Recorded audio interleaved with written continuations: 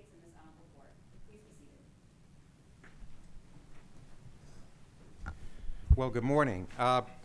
To my right is Judge Toth, to my left is Judge Jaquith, and I'm Chief Judge Allen. Before we begin, I just want to thank the students, faculty, and staff here at Rutgers Law School in Camden for the invitation to come and hear oral argument. We do this around the United States from time to time, and we really appreciate it. So thank you very much.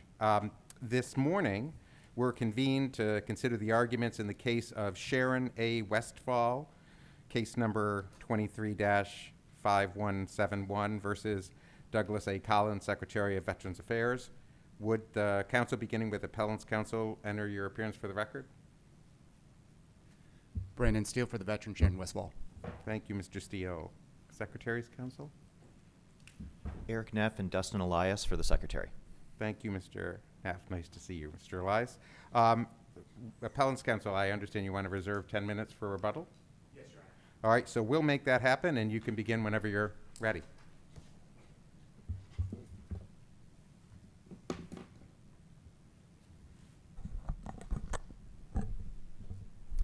Chief Judge Allen, judges, good morning, and may it please the court. This case is about whether VA may collapse discrete anatomical losses into a single award. The dispute is between two different readings. There's the Secretary's one award per category reading, where each loss within the list of Section 1114K results in one award, versus the veteran's distributive reading, where each qualifying discrete anatomical loss that's as a result of a service-connected disorder qualifies for a payment subject to the statutory cap. I would like to address a notice that the Secretary filed recently from floor remarks from Chairman Teague that suggests his reading is the correct one. The complete record attached to that, if you look at the complete record attached to what the Secretary filed, it actually doesn't support the Secretary's reading. We believe it actually undermines it. As well, the legal framework doesn't allow for floor statements to be used. Could I jump in, right? Because if we determine that the statute is unambiguous, whichever way we go, then legislative history is helpful to, in my view, to confirm what we think maybe the meaning is, but it can't override the meaning. So I just want to start for a second with this, and just for the assembled crowd, the case concerns a special type of benefit, special monthly compensation, which is sort of on top of other benefits you can get. And what I just wanted to do is, so your view, though, of the statute, I think, renders the phrasing of the portion about creative organs somewhat odd, right? Because if I understand your view, a person would be entitled to more than one SMC award based on creative organs, whether the statute says, as it does, one or more creative organs, or one creative organ. In other words, the result would be exactly the same in your reading of this. Is that right? I would disagree with that, Your Honor, respectfully. The statutory text itself isn't symmetrical, it's asymmetrical. There's, Congress varied one hand, one foot, one eye, both buttocks, the breast tissue in combination. Uniquely, it said one or more for creative organs. One or more has a plain meaning, at least one, possibly more. If Congress was looking to limit it to just a single award, it could have actually mirrored language it used in other parts of that section. So, for example, it could have said one creative organ.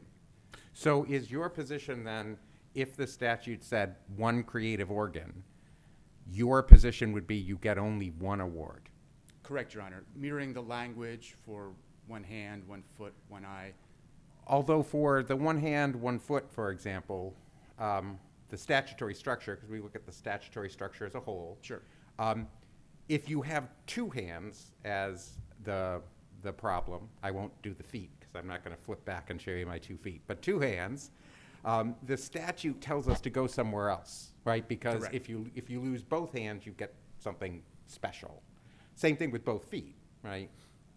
And because they're paired organs. That's not really what's going on, but that's the nature of it. But for the one or more creative organs, I would have thought that the most natural reading of this would be to say, if it just said a creative organ, and you had more than one creative organ affected, I think the natural reading would be to say you get more than one award. But if it says one or more, I'm not sure what the or more does, what work it really does here, because it seems like you'd reach the same result if it just said a creative organ. But you've told me that you disagree. But I'm just telling you that's where I'm coming from. Sure, Your Honor.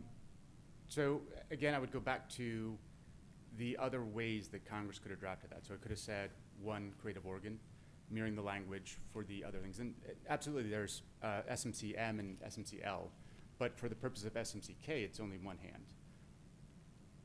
In more extreme examples, when both hands are lost, then SMC-M kicks in. But there is, there's a discrete kind of linguistic problem, which is what would be the plural of one or more? It already seems to contain a plural, right? And if these could be kind of doubled up, as your reading suggests, how would a rater assess whether this would be a singular one or more or a plural one or more? The statute doesn't seem to have a kind of grouping mechanism to make that determination. In terms of a rater addressing it, I think you're looking at the discrete anatomical losses. So if... Right, but you could have, so ovaries is plural, and then, in the instance here, there were multiple organs, right?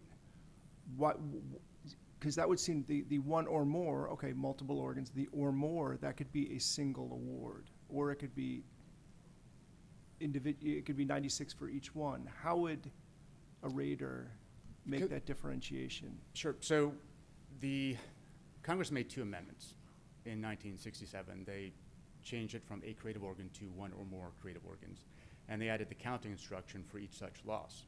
So those go hand in hand.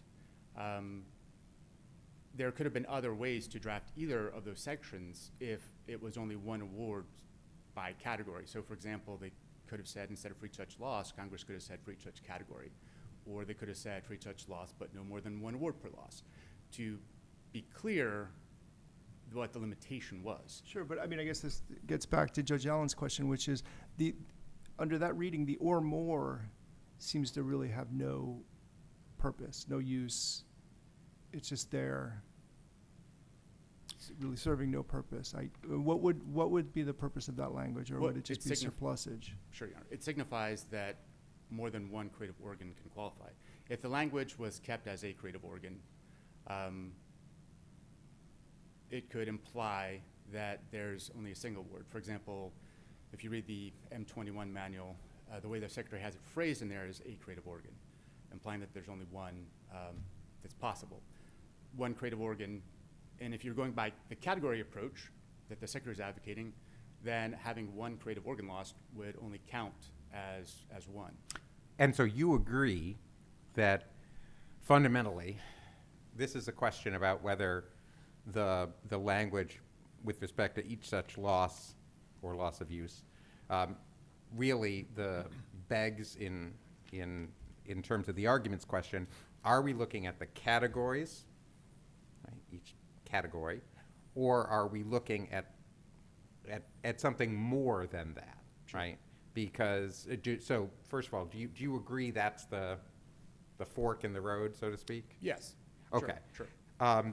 Wouldn't the most natural reading, if you have a list of categories and then a phrase that says each such loss,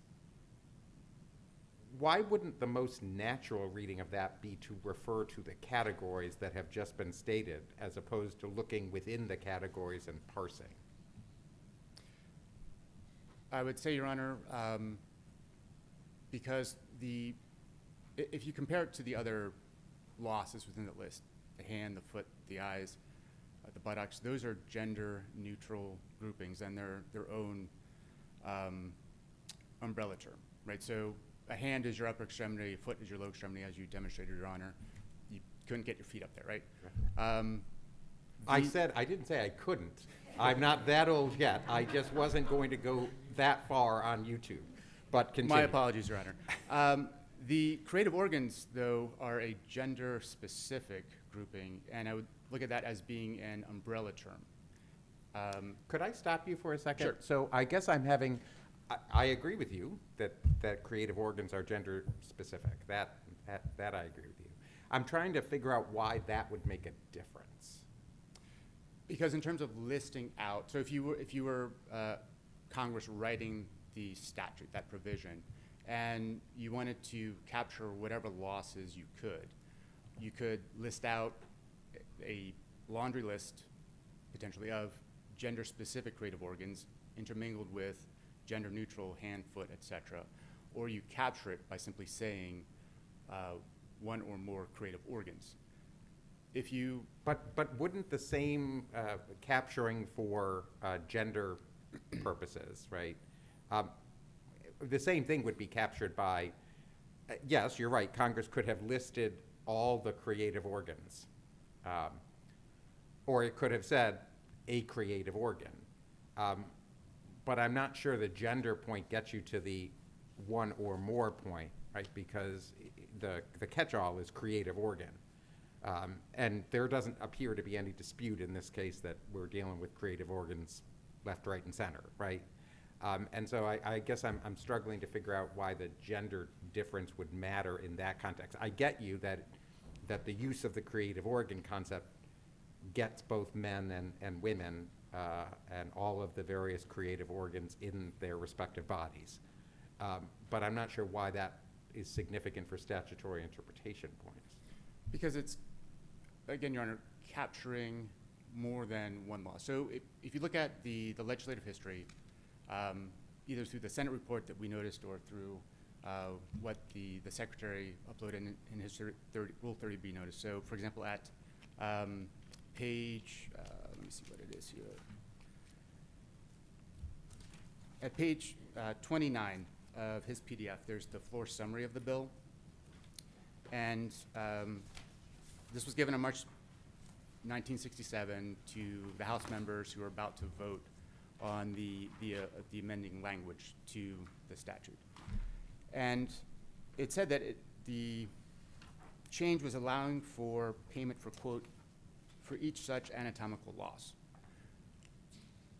The floor statement at page 27 of the Secretary's filing, which is from Representative Harsha, mirrors that same language. You also have at page 68 and page 86, you have summaries. That was in August of 1967 after, presumably it had been voted on and signed into law, sort of explaining how it was changing from how it used to be to how it was, or how it would be. And it said the amendments would, quote, authorize the payment of the additional allowance for each such loss. So it didn't, none of those documents. Well, but doesn't that, though, so the competing, you submitted the Senate Correct. side of things. The Secretary submitted from the House. One day after I was born, by the way. It's literally the March 15th, 1967, making me feel old. But doesn't the House, to the extent that the House committee report matters, right? It seems to be far more directly answering the question that we have. Not that we're bound by the answer, because it does say that, for purposes, for this purpose, meaning the statute, the anatomical, the organs would be considered as a single loss. Point of clarification, Your Honor.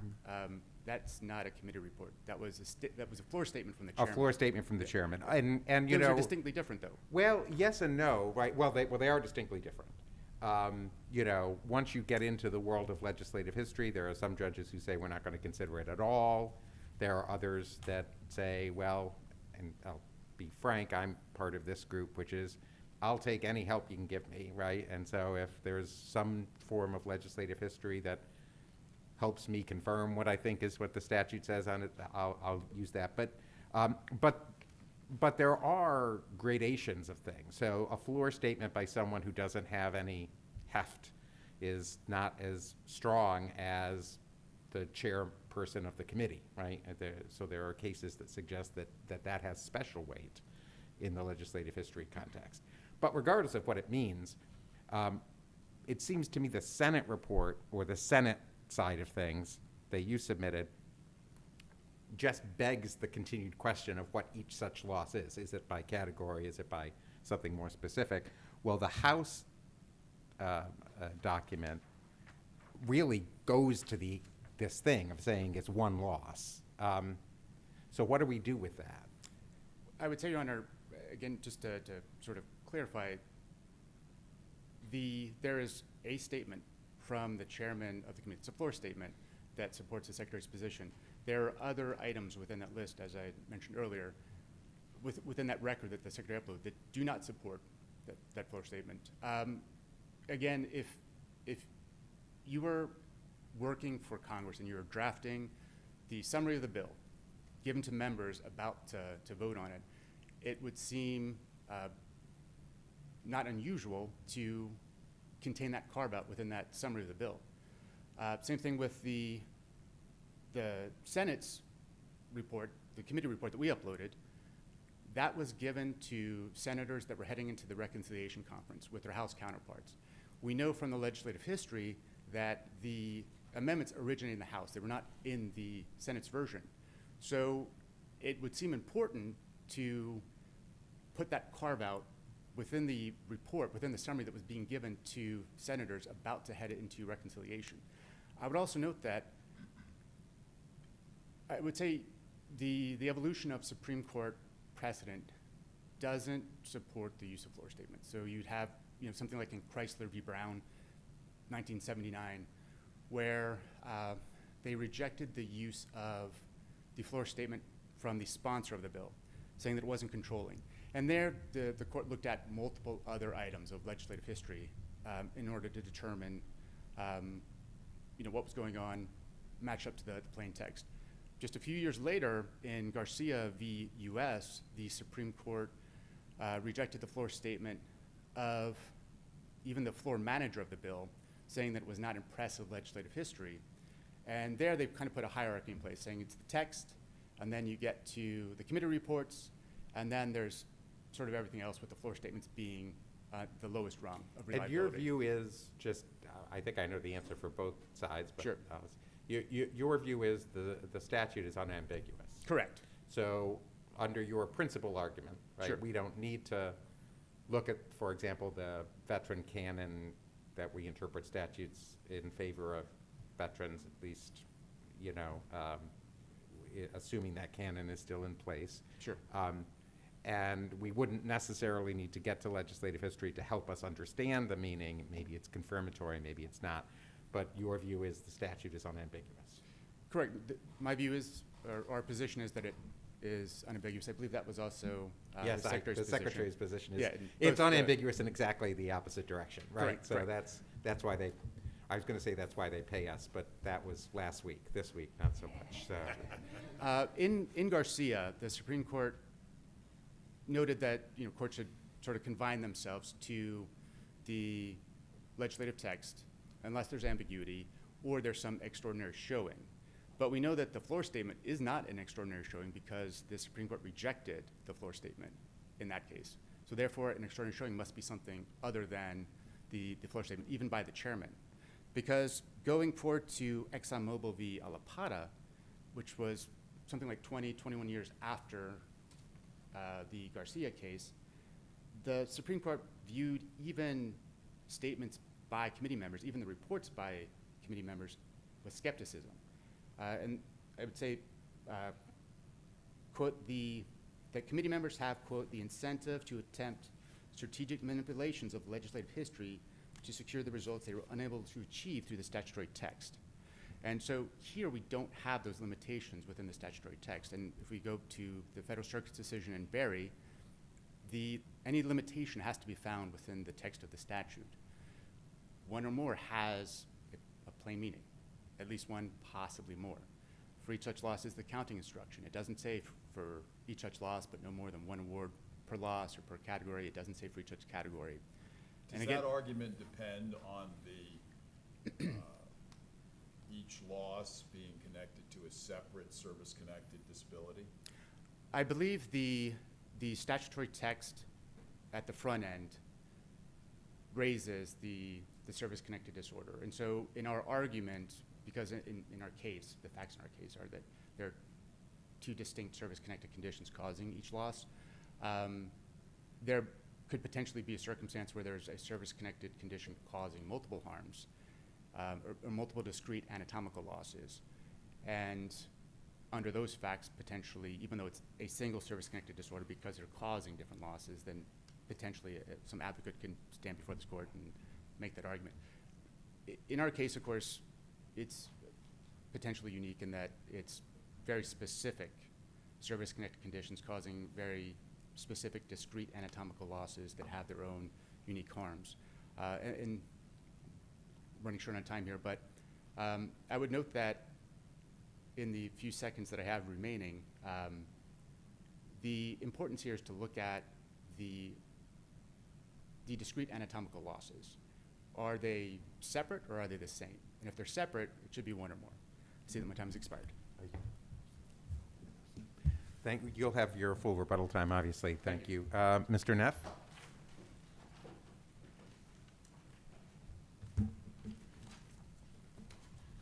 I apologize for ruffling, Your Honor. Oh, ruffle away, so. Appreciate it. May it please the court, the question before us today is whether 38 U.S.C. Section 1114K allows entitlement to more than one award as special monthly compensation for the loss of one or more creative organs. The Secretary's view is that this subsection only allows entitlement to one award. And this is because Congress plainly crafted subsection 1114K to provide veterans an entitlement scheme separate from the rating schedule and other awards where one can receive one additional monthly award for each category of So, before you kind of go to structure and how everything operates, can you address Mr. Steele's argument that there's no limiting language within the statute that would, in a sense, preclude his reading? Can you point to any limiting language within the statute? Yes, Your Honor. Specifically, the category of one or more. One or more is a conjunctive. It means one or more than one. Either one can meet the criteria for that category. This is something that the court acknowledged in Berry when it was looking at P and said there's more than one way to get to this point. The court here has also acknowledged that in several instances relating to the diagnostic codes where we have disjunctives. One or more is a disjunctive. It either means one or more than one. And if we also look to the plain meaning, Your Honor, How is that limiting language, one or more than one?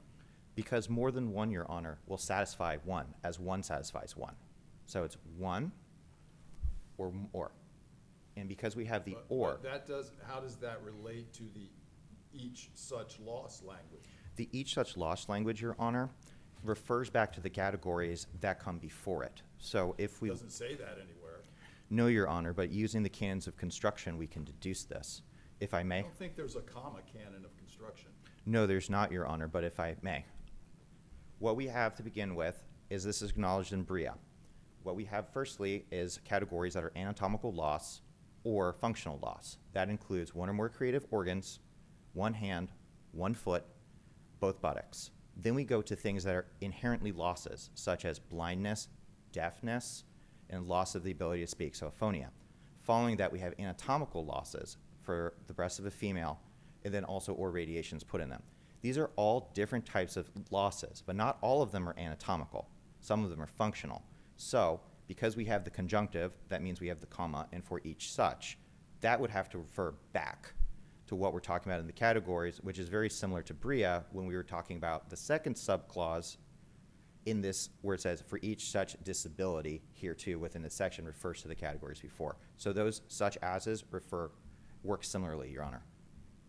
And so I take it that, just to button this up, you also view the statute as unambiguous, just in the opposite direction. Indeed, Your Honor. If we found that there was ambiguity here, in other words, that it all comes down to whether we're looking at the categories Or are we looking at something sort of inside the categories, right? So we can say one or more then points to the appellant, or if we just look at the category, then one or more captures it all.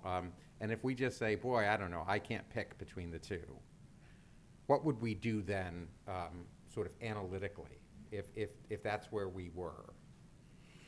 I believe, Your Honor, the court should go for the more natural reading.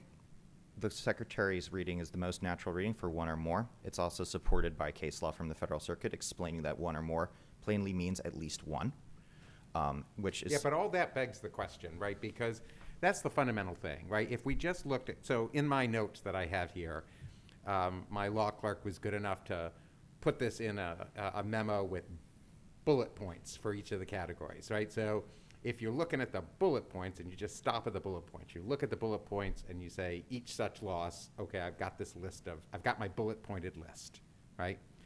On the other hand, appellant points out, well, but you know, in this bullet pointed list, it says one or more, and this person has or more, and so we should give two because there's more than one. But you only get there if you actually go into the category. If you just look at the bullet point, you don't have to do that. Correct. And so I'm not sure there's necessarily a natural meaning. I guess what my question is getting to is, if we were saying, listen, I can't pick between the two. I'm not saying that's where I am. I'm saying if we were, would the pro-veteran canon from Brown versus Gardner, would that counsel in favor of adopting the appellant's position as a matter of statutory interpretation? No, Your Honor, because the way it's written and the way that the Secretary reads it, one or more, every veteran is treated similarly, no matter what. So in this case, Your Honor, appellant has had SMCK since 2016. She doesn't lose that. It continues. Well, yes, but so the notion that, let's just assume Brown v. Gardner maintains as much heft as it did before the Supreme Court's decision in Rutgers. There are cases in which the canon would say, yeah, it helps this particular veteran, but it doesn't necessarily help veterans overall.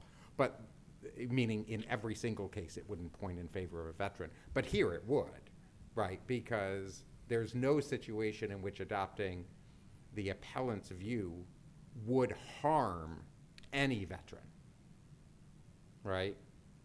Right, and I could understand the court's point on that position, but this is why the Secretary.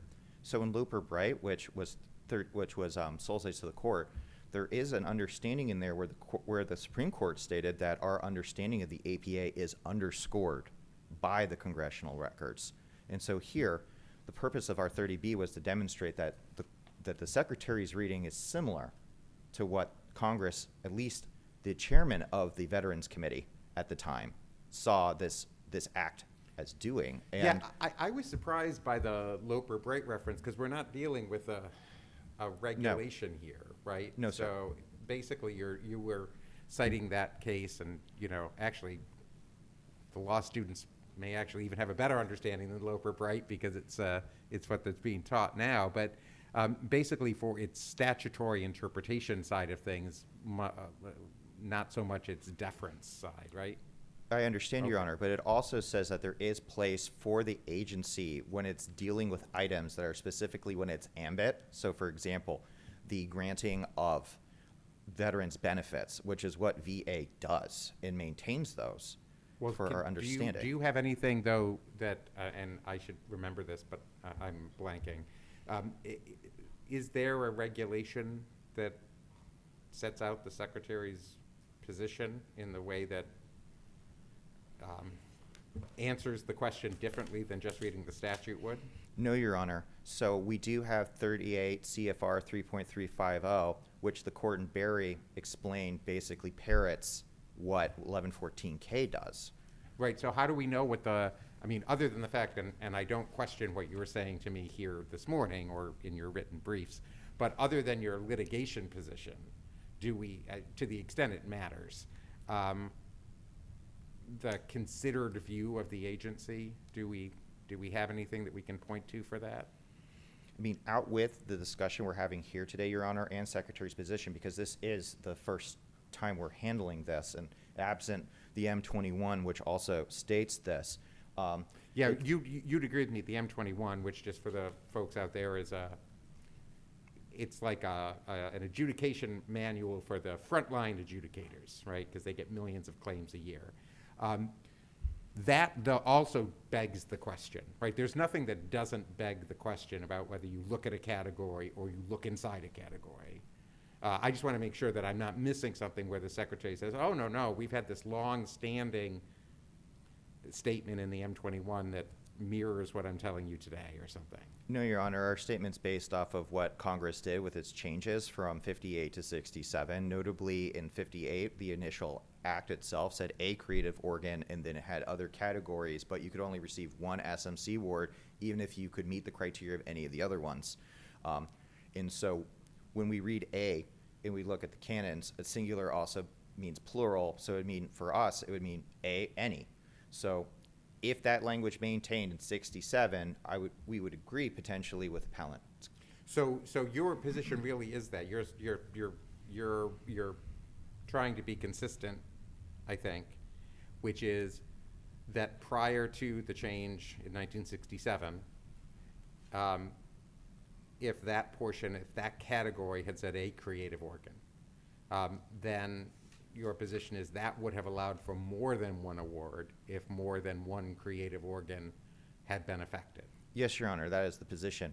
And notably also... But in 67, when one or more creative organ was added, that's when they added each such loss or loss of use, right? Yes, Your Honor. And that would categorically look back at the other things that they place within the categories. But it doesn't say that. It doesn't expressly state that, Your Honor, but for example, in Huerta, this court acknowledged that when you have a conjunctive, so when you have a comma following a list, and then you have a statement following it, that would refer back to the list going forward, as opposed to a antecedent clause, which would be just attaching to the last end. So that's something we would probably see more in criminal law as opposed to here. However, that is how the Secretary reads it. It's grammatically accurate. It is how Congress described it, but most importantly, it is a natural reading of the plain language of the statute, Your Honor. It's just how one person in Congress described it. But that one person, Your Honor, was the chairman of the Veterans Committee, of which at the time there was no comparable committee in the Senate. So there could have been no debate there. In fact, the materials the Secretary provided in his 30B notice include Senate materials explaining about how they did not want to create or wanted to create a Senate subcommittee on Veterans Affairs. But you'll agree that our court and the United States Supreme Court, including, I think, 3 times in the last 4 months, has admonished that what matters is what Congress actually said in the law, not what they said about it. That, as I think they say, the actual statutory terms are the price and product of passage. Yes, Your Honor. And for that reason, one or more, and it's plain and natural reading, and we don't need to look at Congress for that. The only purpose for bringing up the congressional record, Your Honor, was to underscore the Secretary's position, because the statement made by the Honorable Olin Teague does not add or detract from what we are saying. And that's something the court has been doing for over 100 years, the Supreme Court that is, since at least the United States versus Missouri Pacific Railroad, where it said we're not going to take any type of we're not going to do statutory construction in the guise of trying to add or subtract things from the legislative record. But if it says what it says, and this says what it says, that's what it says. One or more. That's what you're asking us to do, is add terms. No, Your Honor, the terms are unambiguous in there. It's one or more creative organ. It means at least one. That is a category, or you can see it conjunctively, one or more than one. But if it's one or more than one meets the category. If Congress wanted to maintain it so that there was an individual award per creative organ, it simply could have kept the criteria from the 58 law the same in 67, but that's not what it did. And because Congress changed the verbiage, we presume there was a change in intent, and we presume that there was also a change in how it works. Do you agree that the uterus and the vagina are separate organs? Yes, Your Honor. And that the loss of use or the loss of those are separate disabilities? Yes, Your Honor. But in the context, we have So for example, when we're talking about special monthly compensation, we're talking about the diminishment of function that is not contemplated by the rating criteria under the diagnostic codes. Appellant is receiving separate ratings for her vaginal and for her hysterectomy conditions. That is clear. And even if we were to look at 38 CFR 4.116, which is where the female anatomy is, you'll see that there's a note too that says, footnotes in the section indicate conditions which potentially establish entitlement to special monthly compensation. However, almost any condition in the section might under certain circumstances. So there's no denial. It is in our regulation, Your Honor. But why don't these circumstances meet that test? So the test, Your Honor, the differences between rating under the diagnostic code, which is expressly stated here in subsection 1114K, says, in addition to the awards for A through J would be in reference to the rating schedule. So this is an award on top of it for the diminished function of the one or more creative organs separate from what we already pay on the diagnostic code. Yeah, right, okay, so for the hysterectomy, the function that's lost is the ability to procreate. But the board acknowledged that SMCK for loss of a creative organ is not limited to loss of the ability to procreate. Yes, Your Then Honor. the board doesn't seem to act on that acknowledgement by failing to recognize that sexual intercourse is an important function. I mean, if it involves private conduct between consenting adults, it's a fundamental right. And I understand where you're... and it's a function / right that a veteran retains following a hysterectomy in the absence of another disability. Isn't that so? That is correct, Your Honor, but however, this court has also acknowledged that the functional and anatomical losses pursuant to Congress are the same. So they decided that these would be both worth one SMCK awards. And if we look at the statute again, it says anatomical loss or loss of use. So the situation you've described, Your Honor, is contemplated by 1114. The court has addressed this previously, stating that these are But that just equivalent. means both are covered. The anatomical loss of the uterus and ovaries, and the loss of use of the vagina. So I think I understand what you're saying, Your Honor, but the fact of the matter is the Congress did not say for every anatomical loss, get something. And then they did not after that say for every loss of use, get something. So we are here for anatomical loss or loss of use. So that broadens the type of losses here. So that is favorable for the veteran, because here we don't have a loss of anatomy in one instance, and we don't have a loss of anatomy, and we have a loss of anatomy in the other. And here they're the same, they're treated the same, and it's one or more. And so that plays into the Secretary's argument that what we're talking about here is a category. The category is disjunctive. It's one or more than one. And what we have here is a situation in which Congress contemplated this through the plain language of the statute, and it's also underscored again. And I'm not giving this heft as the way for the pushover to push it over, but the fact is that Congress did address this, and they said that it's only one award for this category. And so the natural... Let's talk for a second about what the board said. The board acknowledged that it's possible to receive SMCK for separate disabilities on the list as long as they affect different parts of the body. Aren't the uterus and vagina different parts of the body? Your Honor, those are considered creative organs, as noted that the Secretary has 4.116 explaining that everything on here, and that's female and anatomical losses, are referring back there. There's a lot of separate body parts under 4.116. Indeed, there are, and I have them all right here in front of me. Me too. But the point is, Your Honor, if we're looking to do more than one, and if we're looking at the structure and we're looking at the purpose of Section 1114K, if we have more than one hand lost, we look elsewhere in the statute. If we have more than one foot lost, we look at elsewhere in the statute. There's other combinations in which we look elsewhere in the statute. However, SMCK is the only place where one or more creative organs exists. So it is there. We can't look elsewhere. There could be the situation, for example, that a creative organ may rise to the severity contemplated by aid in attendance or bedridden. However, this is not the case. That hasn't been argued, but pointed factually here, when we're talking about loss of one or more creative organs, it is only within K. If we disagree with your statutory interpretation, do we just reverse, or is there something for the board to do that we would remand this to them to decide the nature and extent of her vaginal disability?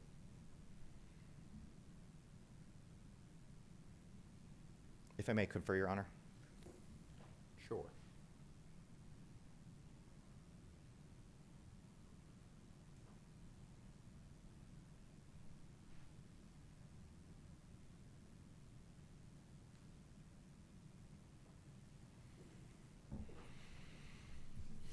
The Secretary's position is that the court should affirm the board's decision. However, if the court were to have the board redo this, the Secretary would appreciate reasons or bases for the court to apply the court's decision in the first instance.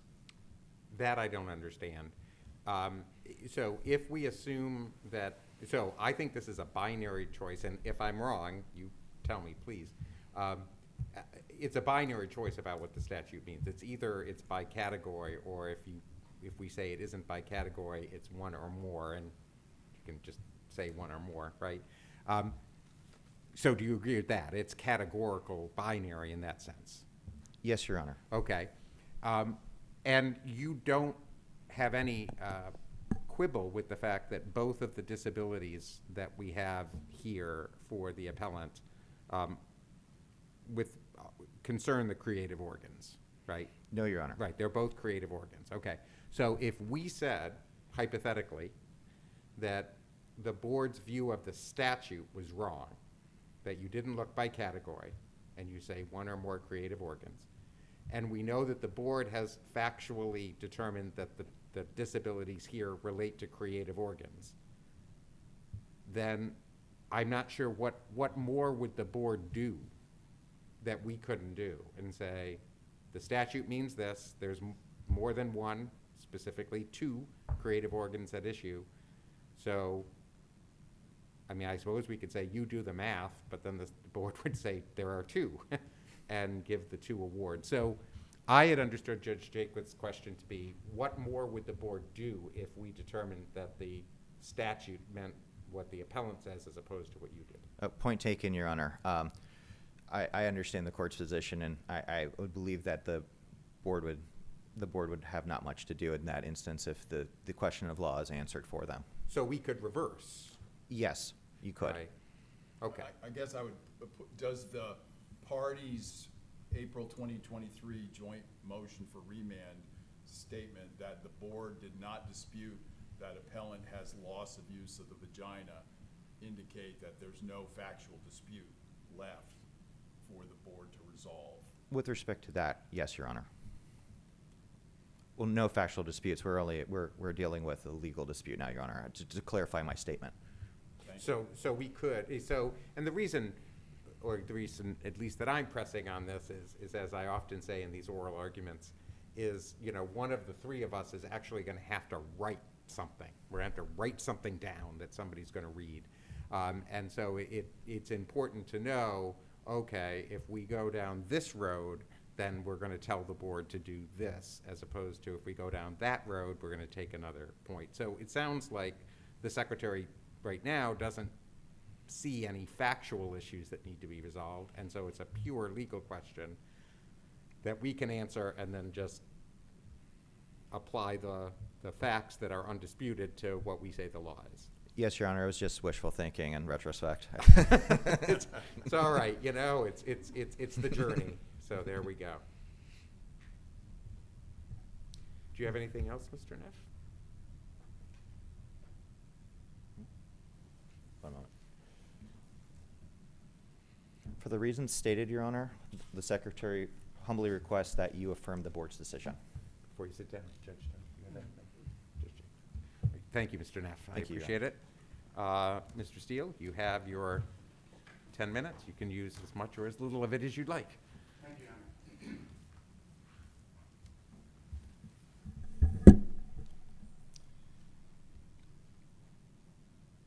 would like to address a couple of points from the Secretary. He referred to or both as being conjunctive and as being disjunctive, and I'm not sure if that was potentially nerves or whether he meant that, but I would point out that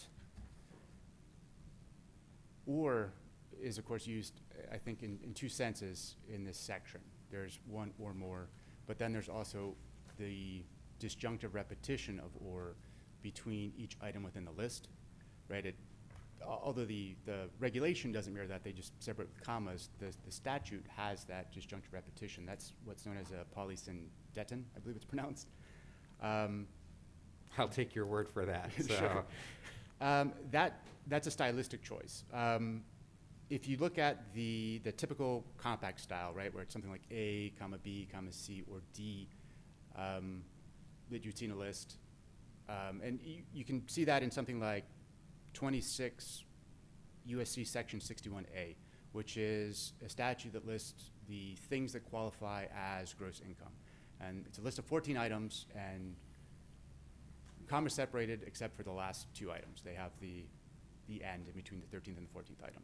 So here we have or between each item in the list, and if you look at style manuals, you can use the repetition of or. For example, if you were giving a speech and you wanted to set up a specific cadence, or you wanted to slow something down, right, to draw attention to it. But of course, Congress isn't legislating a speech. They're writing the text of the statute. And so in the legal sense, you're using or when you want to really draw attention to the fact that those are independent items, right? So one or more creative organs is set apart as its own thing of entitlement, separate from one hand or one foot or both buttocks. So your point about, and I'm not going to try to do Sure. that word, but your point about the repetitious use Sure. of or, though, I mean, really is neither here nor there in my mind about this case, right? Because that would be really important if somebody had the loss of use of both buttocks and the loss of use of a foot. The point you're making now would be, well, you can get it for the buttocks and you can get it for the foot, right? But that still doesn't get us to whether you look beyond, the repetitious use of or doesn't get us to the point of you're in a category and you can use one or more creative organs or you're not, right? What I would say, though, that, Your Honor, as you're reading the list of items that are within that and understanding that they're independent of each other, once you get to that category, you're seeing what the category says. Here it says one or more creative organs. Again, there could have been a number of different ways that Congress could have drafted that. They could have said one. They could have said the reproductive system, mirroring the by the whole, not the parts language used for both buttocks. They could have used the in combination language. Can you go back to? Sure. Can't believe I'm going to say this. Can you go back to the buttocks for a moment? Right, yeah. So the fact that it uses both, I mean, would your argument be that because both refers to the two things that could exist, right? Because as opposed to reproductive organs where you have more than two, for the buttocks, we're limited to two. And so would you say you can be entitled to 2 awards if you have both buttocks affected? No, Your Honor, because the language is itself limiting. It says both buttocks.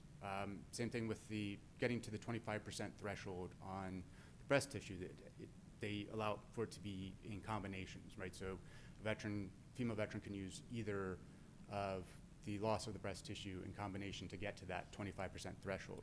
But if one loss in, say, the left breast was 25% and 30% in the right breast, that wouldn't be 2 different entitlements, again, because the limitation is contained within the text of the statute itself. So you're saying that you can look inside each category. It's just when you look inside the buttocks category, it requires that both buttocks be affected. So if you only had one, that wouldn't be good enough. And once you get to both, that's all the categories. It limits to both, not 1 and 1 equals 2.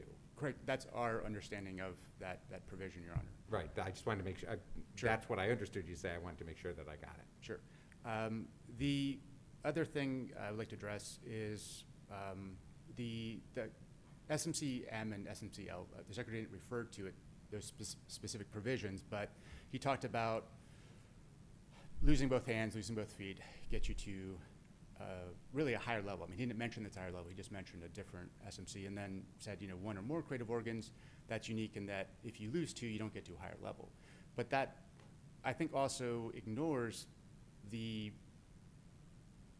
Congress recognizing that the loss of two hands is much more extreme than losing a hand, or much more extreme than losing potentially multiple creative organs. You lose your hands, you know, you have difficulty tying your tie. Potentially you can't cook for yourself, maybe you can't get dressed, maybe you have to bring somebody else in to help you with that. So you're actually getting a payment that's much higher than I think even what 100% rating is, right? So that's just Congress. So as Barry said, if you have more than one creative organ loss or loss of use, you just get $96 more. I don't believe that's what Barry said, Your Honor. I wouldn't read Barry to be so limiting. I think the importance of Barry. Isn't that the statutory amount? The statutory amount for losing any of those losses is listed in the statute as being $96. But I don't read Barry as saying that that means that you can only get one award for any number of creative organs. I don't think Barry necessarily got to that. Well, I'm saying the opposite of that. That Gotcha. Barry says, as their explanation of what 1114K means is $96 and then $96 more. It's just an incremental increase. Correct, Your Honor. I'm sorry, I misunderstood your question. Yes, Your Honor, I would agree with that absent any limitation expressly within the statute, and again, as you know, I went through before, there could have been any number of ways that Congress made clear that it was only looking for a single award for a creative organ, then it would be that small incremental increase. So it's recognizing that losing two creative organs is certainly tragic, but potentially not as tragic as losing both your hands. And I don't want to, of course, minimize anyone's losses here. And losing a single creative organ, while also tragic, isn't the same type of harm as losing two.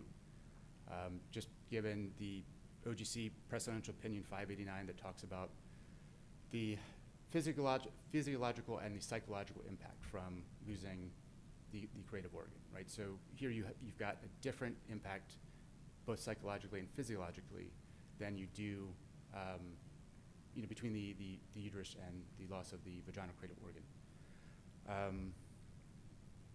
In terms of the disjunctive, just circling back to that in the remaining time that I have, there is a Supreme Court case, I believe it's from 1979. It's Ryder v. Sonneton, that dealt with a disjunctive in a statute, specifically or, right? So there was a lawsuit where someone was suing a class action lawsuit against an institution, and the statute in question had business or property, and the argument was that, well, business is already subsumed by property, so those must not be two different things, but the Supreme Court said the disjunctive indicates that those are two different things. So I wouldn't say that the disjunctive use here, either between the categories or within the category itself, means that it's the same thing. Because while the Secretary kept referring to it as one or more means one, or at least one, I mean, it's at least one, but possibly more. So are you claiming that just in practice, Sure. if a veteran loses two hands or 2 feet, that the rater should rate them under this provision, because it would be each such loss, and assign them the $96, and at that point go to the other sections and then rate them according to the higher amount for the 2 hands or the 2 feet? No, Your Honor. What I'm saying, So why would it, so what you're saying is that this language that you're saying is central with the disjunctive would only apply to some of these and not others? That was It your would really choice. only apply to one of these on the list. And you should answer Judge Toth's question. You don't have to ask for extra time, and then you can wrap up. gotcha. Thank you, Your Honor. I would say that Congress did that drafting choice intentionally. So some of the categories are self-limiting. So one hand means one hand. It doesn't mean one or more hands. Right, but each such loss of one hand, according to your argument, would be its own $96, right? And the fact that it were superseded by another section would be, you could rate it, and then you would, I mean, that's sort of the point. That's sort of my point, which is, I guess my question, which is, of all the types listed, they either referred you to a different section once you double them up, or, as Judge Allen was pointing with the buttocks, like, it's conceptually impossible to double them up. And then we have this one, right? Why would this be the only statutory provision that is capable of being doubled up? Because it's the one that is gender-specific and an umbrella term. Okay, and I guess at that point it would kind of revert back to the initial question, which is, what then do we do with the or more? How do you, right? It would really just be one, 96 per. Well, that goes, item. again, between the one award per category reading of the secretaries versus the veterans distributed reading. And so if you were looking to change it so that you were conveying to the VA that you wanted any number of creative organs to trigger entitlement, I think the natural reading is to draft it as one or more. We could have done a creative organ, right? And then the question would just be what qualifies, right, as a creative organ. This seems to be, right, it's singular or plural. It's the number of creative organs that would be entitled to an award. So if you go back to the Federal Circuit's decision, I believe it's pronounced Sursley, they discussed 1 U.S.C. 1. And in that, it was, the question there was a clothing allowance. And so did a clothing allowance mean one, which was the Secretary's position, or was it plural? And so in that case, they did say that it was plural. And given the 1 U.S.C. 1, which is, it provides a definition section, right? And so that the singular can include the plural can include the singular. So in that sense, Congress would have been changing from a creative organ meaning one or more creative organs to one or more creative organs, which seems, I guess in a sense, redundant, except that if you look to how the Secretary still applies it today in his M21, he still has it listed as a creative organ. He hasn't changed it to one or more creative organs. And so, again, I think the plain meaning, going back to it, and I don't believe the Secretary's ever cited to a canon of construction that would say that if you have one or more and you combine it with 3 judge laws, that means only once in any one case. Okay, what's the name of that case? Sursley, so Sursely. Thanks. Thank you, Mr. Steele. Thank you. And thank both counsel for the very helpful arguments for the court. So just for everybody's here, in 1 second, I'm going to say that the case is submitted. And then we're going to do something that's a tradition of our court that we've adopted from the U.S. Court of Appeals for the Fourth Circuit, which is we're going to come down and we're going to greet counsel. And our clerk of court is going to gavel us out, but we're going to stay right here and we're going to answer any questions that you have. All right, so with that, the case is submitted.